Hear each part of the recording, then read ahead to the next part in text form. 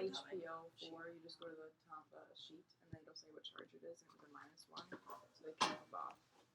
But like this one, there's 2 of them.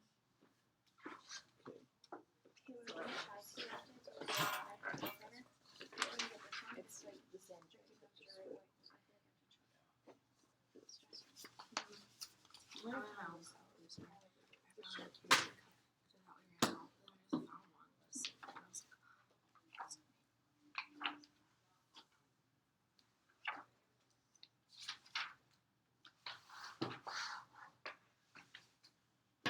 Okay, today I'm going to wrap up Chapter 20, and then see, like, my game plan is to just finish lecturing this week for the unit, and then I do have a lab on Monday, so I'll send over supplies with Mrs. Oaks on Friday for the lab. I think it's Monday, so you'll have a few days to do the lab. Monday, Tuesday, you'll look at allele frequency with different situations and what happens to the allele frequency of that. So, yeah. And then next Friday is the evolution unit as well as your final exam. I don't think anything's going on where you guys will be absent. So speak now, otherwise I can. Okay. But I posted the review guides for the evolution exam as well as your final exam. So there's like 45 questions on just the evolution part. I break it up by chapter. This is chapter 19. I have like 10 to 12 questions on each chapter. So chapter 19, chapter 20, chapter 21, chapter 22. And then after that it says final exam. And it's just basic review, kind of like things you should know, because hopefully in biology 10 you learned them too. But like, what are the 4 macromolecules? What are their subunits? Can you tell the difference between DNA and RNA? What are some differences between mitosis, meiosis? Like simple things like that. Nothing too specific. You know, what's the chemical equation for cellular respiration? What's the word equation? I'm trying to think of like one more here. What's the difference between C3 and C4 plants? That's probably going to be a tough one. What about the photosynthesis? Is that on that equation? I think I only do one because it's just the opposite. So, why? Cellular respiration, it's like water and oxygen and C6H12O6 going. No, it's opposite. Oxygen and sugar. It's a combustion reaction. Oh, oxygen. Cellular respiration is oxygen and sugar go in, and then it gives off Water and CO2. Oh. Have you guys got 2 types of reactions in chemistry yet? Cellular respiration, that's like what we do, right? Yeah. Wait till you get to stoichiometry. That's what everyone keeps saying. But we're not scared. All right, that's good. Pretty scared. Okay, so chapter 20 is going to look at So it's just no different. how selection can actually maintain population variation. So I'm going to talk a little bit about Darwin's finches. I'm going to talk about some other frequencies in different populations with their variation. So like last part, yesterday's lecture was looking at what is natural selection? What are the things you need to have in order for natural selection to occur? First off, you need variation. That variation has to be inheritable, which means you got to pass it on to your offspring. And it has to provide a benefit to the organism's fitness. So natural selection is a process where sometimes it removes variation, because if you don't have that variation and you know you're going to die, you're not going to thrive very well. You're going to have lower fitness. So in natural selection, usually one allele is favored over others. But today we're going to look at how it can actually maintain population variation. So the first thing I want to talk about is called frequency-dependent selection, which means that it will favor the rare or common phenotypes. And so kind of depends on what's the frequency of that allele in that population. So there are 2 types of frequency-dependent selection. The first one's negative frequency-dependent selection, where the rare phenotypes are favored. So like predators have like a search image kind of process. They become adept at picking out certain objects, so rare forms are preyed less frequently. So if you look different from the normal population, predator may not prey on you because it doesn't recognize you, because you look different from your peers. You're like the freak. It doesn't recognize the freak, and you're not preyed upon. It's like, oh, something's wrong with you, right? Okay. So here's a abstract description of negative frequency. You see something like this, where curve represents a given snail genotype, and a dashed curve represents the corresponding nematode type. So you can see that they're off-centered, and one is lower than the other. So preyed upon. Let's see if you can see. The other type, obviously, is positive frequency dependent, which means it favors the common forms. So you tend to eliminate variation. Everyone's going to be homogeneous or the same. So the predators select the oddballs because they stand out and attract attention to themselves. So they're just opposites of each other. We tend to call it a positive negative change throughout. Like we can use positive is obviously positive, and negative is negative, and it can oscillate. It can flip back and forth depending on the season or what the allele frequency is. So it's just. So as a result, you get oscillating selections, which means that the phenotype that's favored changes as the environment changes. And so this is where I'm going to talk about the Galapagos finches. So on the Galapagos Islands, there are, I think, like 14 different finches and different species of finches, and it's all related to their beak. There's a book out there called The Beak of the Finch. Peter and Rosemary Grant go to the Galapagos Islands every year. They've been doing so for almost 40 years. And they catch all the finches, because these islands are small enough. They catch all the finches, they tag them, they measure their beak, their weight, they measure everything about these organisms. And they've been studying how these finches have changed over the last several decades. And so during drought years, on the islands, there are only small, soft seeds that get depleted very rapidly. But the tough, large seeds still hang around. So during drought seasons, big beaks are favored, which makes sense, because the finches that have the small beaks, they're not strong enough to crack through those large seeds. So if you have a big beak during a drought season, you're going to thrive and be favored. During the rainy season, you have an abundant, soft, small seeds that are just very abundant, littering the ground. And so small beaks are favored because they can get kind of into the lava rocks and extract it and get the nutrition they need. So then small beaks are favored. And so Peter and Rosemary Grant have actually seen this oscillation between big beaks are favored, small beaks are favored. So here's a graph showing the finches with the beak depth. So up here is like 10 millimeters, so that's big, versus 9, which is small. And then they have some years with some significant seasonal changes. So during a dry year, a drought, big beaks were favored. And then kind of had like a rainy season, so went back down. But then during another dry year, you got a big bump of large beak finches because they're the only ones surviving. So after semester 1, we'll do a lab on finches, big Excel spreadsheet. You'll freak out over the finches because there's like over close to 800 finches, like data. And so you'll have to crunch numbers. But again, I'm going to show you equations. You don't have to like do it manually. You just type in this fun little equation at the bottom and boom, it does it for you. So we'll take a look at that more in depth. You guys may not know this, but in some species of fish, their jaws are off to the side. So like it's like not centered. So it could be centered off to like the left side or the right side. A lot of times that has something to do with like prey, like capturing a prey. Like the prey thinks, oh, I'm going to be eaten here, so it like fears, but it's like, gotcha, like predicted you were going to go that way. So it does oscillate between left and right sided jaws. So to compare frequency-dependent selection and oscillating, how they're similar, well, they're just form of selection changes. They just describe how selection can change, but there are some differences. So for the frequency-dependent, change in frequencies themselves lead to the changes in the fitness. And then over here, so the phenotype does not depend on its frequency, rather it's based on environmental. So this is environmental, that is not environmental. All right, in some cases, sometimes you see the heterozygotes or the hybrids exhibit greater fitness than your homozygotes. And one example of this is sickle cell anemia, which is a pretty terrible symptom to have. So sickle cell anemia, your blood cells are not that nice little donut shape. They're sickled cell, shape of a crescent, if you will.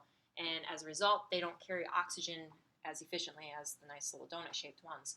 And so, so you're in pain, you get tired very easily. more susceptible to like clots and other diseases. Well, with sickle cell anemia, it's more beneficial to have or be a carrier of sickle cell anemia in Africa because you will be less susceptible to malaria. So malaria is caused by plasmodium parasites, if you will. And what happens is that it will burrow into a red blood cell, a nice donut-shaped red blood cell, and then lay eggs and then burst out, killing that red blood cell, and then the parasite's offspring will go and infect more red blood cells. So it's just a terrible symptom, just kind of oscillates. You go through periods of, hey, I'm okay, and then periods of, oh my gosh, I'm in serious pain. But with sickle cell anemia,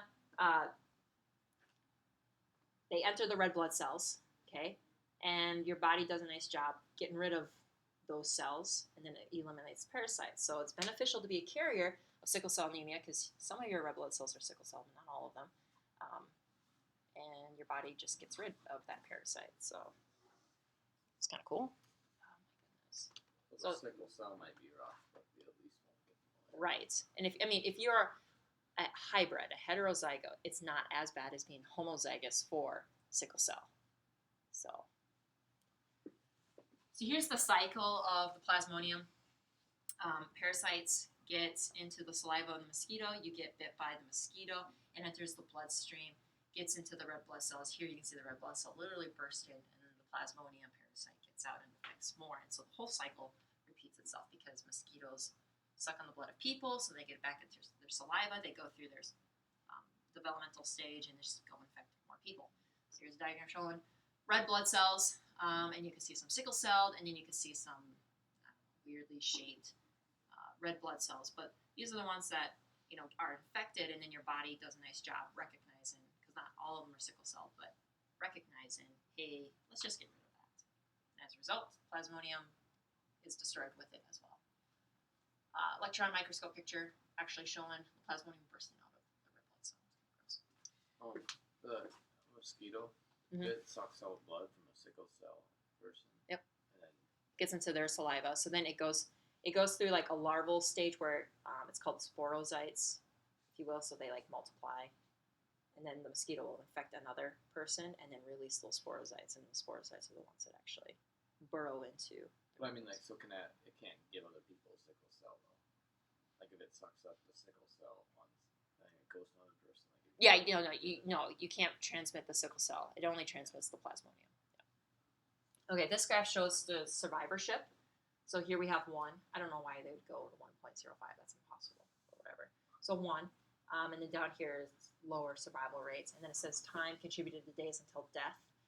So if you're HBSS, that means you're homozygous for sickle cell, and you can see that your survivor rate is lower than the other two.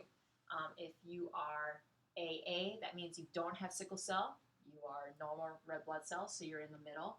And if you are heterozygous for sickle cell, you have a higher survivorship. In this case, Western Kenya. So If you have sickle cell, you live longer than people that don't because they'll get malaria. Is that why? Yep. So to be a carrier for sickle cell, okay, so some of your red blood cells are sickled cell.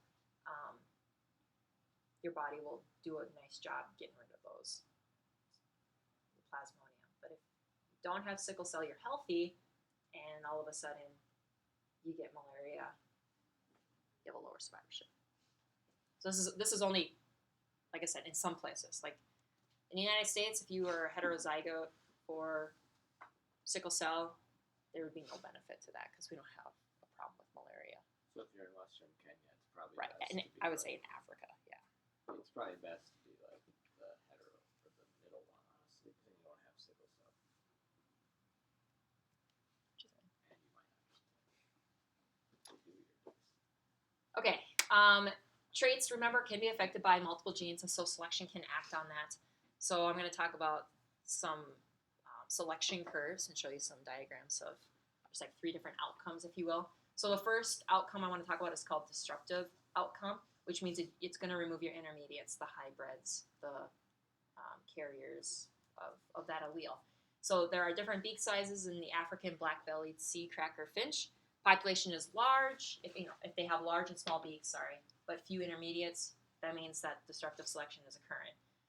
Finches feed on two seeds, you're either large or small. So if you have a beak size that's in between, you're going to have a hard time cracking the large seeds. You're going to have a hard time fumbling with the small seeds. So intermediates are unable to thrive because they can't open the large seeds, or their beak is not built, because remember, their beak is like a tool, too flimsy to kind of handle the small seeds. So as a result, if you think of a bell curve, okay, it's going to remove the intermediates, and as a result, you're going to get two humps, where you have, let's just say this is the small beak, you'll thrive, and the large beak, you'll thrive, but if you have an intermediate beak, oh, sorry, you're going to have a tougher time than the others. So this is a graph showing birds with their seeds. I can open tough shells and large seeds. I'm much better at handling the small, flimsy seeds, intermediate. You're not good at both, so you're kind of in for a rough life, we'll say. Here with butterflies, okay, so we have different colors, variations. Like I said, I showed you that picture, I think, 2 lectures ago, the moths and their different coloration. Maybe for some reason, if you are blue, which is in between white and purple, you get selected against, and then over time, you see that blue is pretty much almost non-existent. So then you can probably, if there's a barrier here where alleles can't be shared, you might just end up with a completely new species. Okay, another type of selection. So that was disruptive. This one's called directional, and it's going to eliminate a phenotype at one end of the range. So either, on this side of the spectrum or the other side of the spectrum. And so one example of that is Drosophila population with negative phototropism. So flies tend to move toward light. And so what scientists did is, if a fly flew towards the light, they were discarded. And then flies that did go to the light, they took those and used them as parents for a generation. So they just kept doing this, and doing this, and doing this, and doing this until flies just stopped moving towards the light and stayed away from the light. So in the later generations, there was a smaller chance that flies would move toward the light. So as a result, we're removing those that went towards the light, and you get this shift in the bell curve towards those that did not move towards the light. Maybe if you're looking at size of something, maybe the larger individuals are favored. Okay, so if you're small, you don't thrive, you die, you don't pass on those alleles.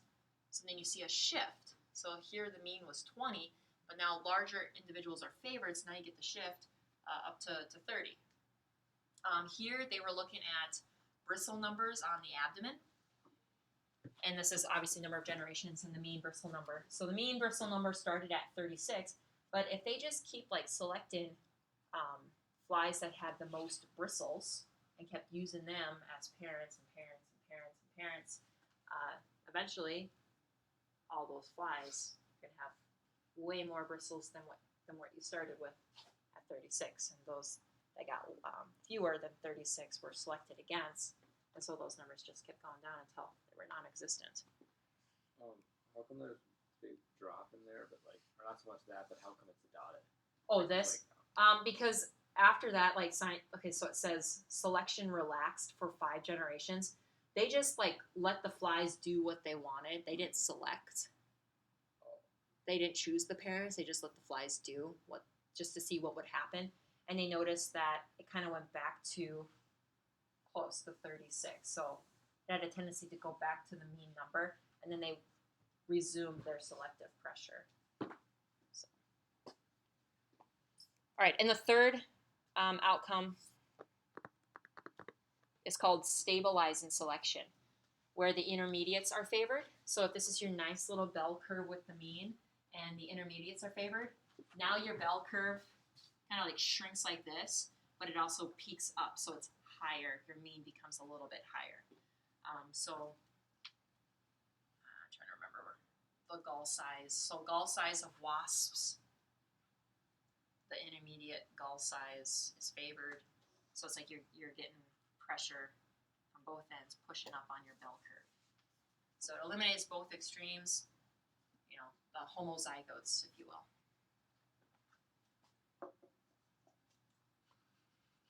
All right, the last little section, and I think this is the last section, some experimental studies of natural selection. So we'll talk more in depth with Galapagos finches. I'm not done with them. I haven't even really told you the story about them yet. But some experimental studies that have happened inside the lab as well as out in nature. So going back to Darwin, he thought that evolution was a very long process,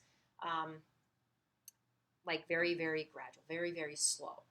But we have seen natural selection occur, like I said, within decades, actually within years. It can occur very, very rapidly.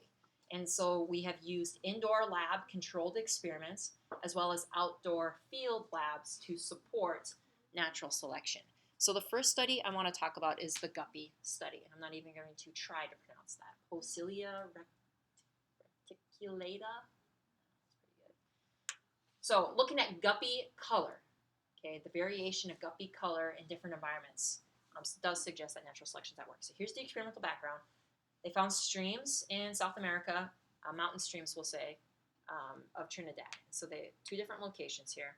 Interesting feature, all streams had a waterfall. And so the waterfall is going to act like a barrier.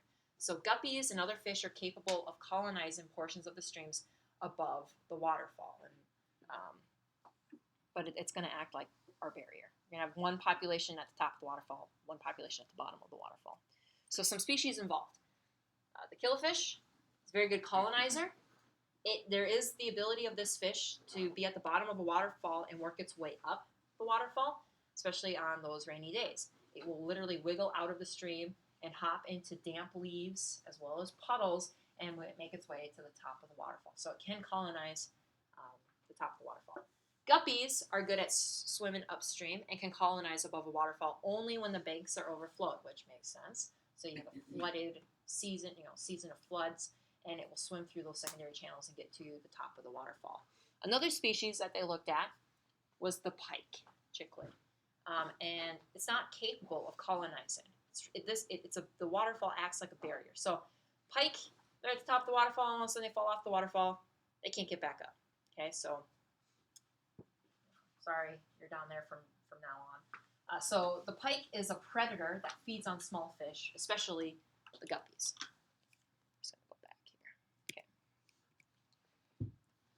Now, at the bottom of the waterfall, they noticed that guppies tend to be dull, brown, a little bit more camouflaged. And they're like, well, why do these guppies differ from the guppies at the top of the waterfall where they're very gaudy, they're very standoffish, very flashy? And so they looked at predation rates. Well, if you're at the bottom of the waterfall, what species do you have down there that's the predator? The pike. So there's high predation rates. So they don't want to stand out because, well, you're going to stick out like a sore thumb, and the predator is going to see you very easily. So they had low survival rates. They reproduced at a very, very young age because they didn't live very long with high predation rates, and the adult sizes are really small. Above the waterfall, low predation rates because the pike went off the waterfall and they can't get back up. So their survival rates were higher. They matured later, and they also were larger in size. So here's just a cartoon diagram just showing how very colorful they can be as well as size. And then as you increase the number of predators, you see more of the camouflage. I don't know if that would be considered camouflage, but depending on the environment, I wouldn't know. So they wanted to study this. They wanted to study this indoors as well as in the field. So in our lab experiment, they had large pools in greenhouses. They got 2,000 guppies and they divided them into 10 pools. 6 months later, pike were added to 4 of the 10 pools. Killifish added to the other 4, and then the 2 remained as controls. And then they just let nature run its course, and then 14 months later, went back to these pools. Now, I'm not exactly sure how big the pools were. They had to be pretty big, though. Guppies with the killifish. The guppies were brightly colored and large, because the killifish, they're not really predators of the guppies. Guppies in the pike, however, drab-colored and small. So this is all within, 2 years.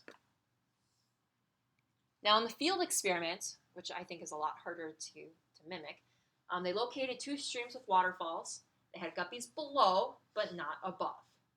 The pike were below, the killifish were above. So scientists transplanted guppies from below to the upper pools and then came back to monitor it after a period of time. So despite these guppies originating from the lower pool where there was high predation rates, so they were drabbed color, when they were transplanted above, they actually started to evolve traits characteristic of low predation rates. They matured later, they were more brightly colored, their size was larger. So that's cool. How do they just change color? It's just it's not like, hey, there's no predation rate, I'm going to turn bright red. It It's took just the several ones that generations. are already that color, kind of. Yep.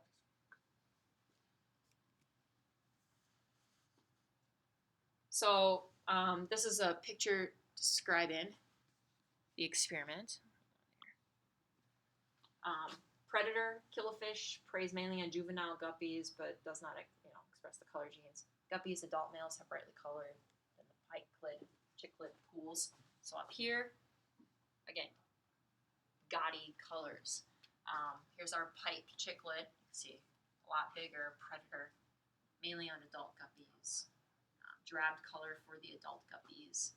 Pools with killifish, but no guppies prior to the transplant. It's just a nice little flow chart. I think this diagram is the same thing. It's talking about how they did this. There's that waterfall blocking the passage of fish upstream. Looks like it says 2 years or 15 generations later.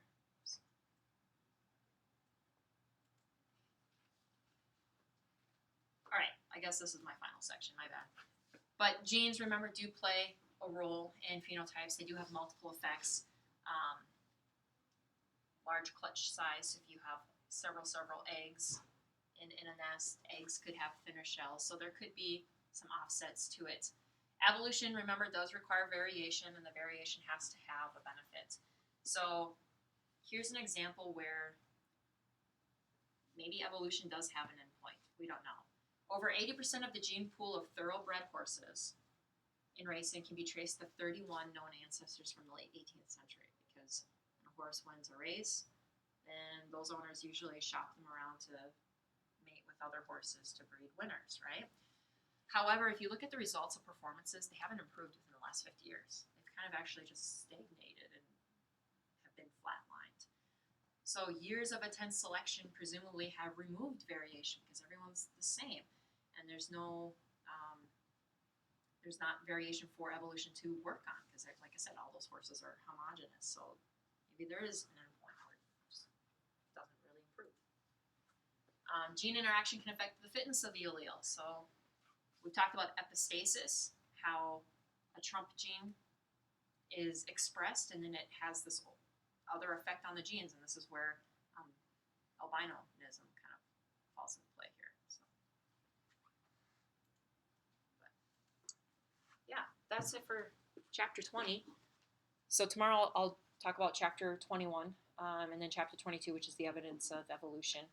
But like I said, my job, I'm just going to try to get all the lecturing done this week so we can do the lab, and you'll have work time to ask questions about the review guide, so you feel prepared and ready for your exam. So the Friday. exam is Friday, and then when's our test for this? Also Friday. Yep. Yeah. It's like it's just all together. Okay. So Like the- this Friday? No. Oh my God. Next Friday, Brooke. Next I Friday. have an attack. So is our lab just gonna take Monday? It might take you 2 days because here's the lab essentially. You're gonna have like 2 cups, and one's gonna be survives and non-survivors, and then you're gonna be given like tokens, like 2 different colored tokens, or they're not marbles. I think I'm gonna use split pea, like whatever. So you'll have yellow versus green, and those are your alleles for dominant and recessive. And so like you're just gonna mix them up in a cup, and you're gonna pull out 2 because you're gonna do kind of like a Hardy-Weinberg experiment. You're going to pull out 2, and you might have to like eliminate the homozygotes or eliminate the heterozygotes, and then you're just going to see what happens to your allele frequency after every generation. And is it going to be stabilizing? Will it be disruptive? I don't know. It's just one of those labs. So you'll be partnered up, and it's just kind of a chillax lab. It's not hard. It's just tedious because you have to keep pulling out,